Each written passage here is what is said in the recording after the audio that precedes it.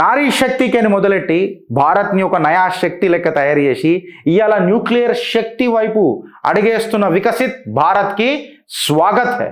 The journey begins 2047. Viksit Bharat కలలు కంటుంది. భారత్ ఇవాళ ఫాస్టెస్ట్ గ్రోయింగ్ మేజర్ ఎకానమీ.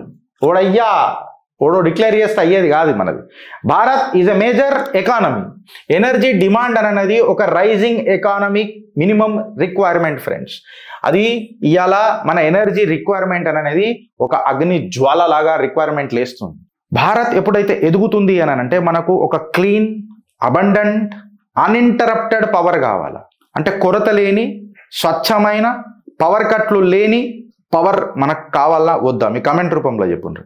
ఇవాళ న్యూక్లియర్ ఎనర్జీ అని అనేది ఇవాళ ఇండియా యొక్క రైజ్కి గ్లోబల్ పవర్ హౌస్ని మెయింటైన్ చేయనీకే చాలా కీలకం.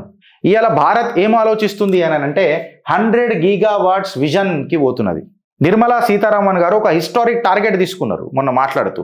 100 గీగావాట్స్ ఆఫ్ న్యూక్లియర్ కెపాసిటీ బై 2047 అని అన్నారు. 8.2 గిగావాట్స్ నుంచి 100 గిగావాట్స్ అంటే పొరల మజాక్ కాదు. అది ఎన్ని టైమ్స్ పెరుగుతుందో ఒకసారి మీరు చూసుకోండి.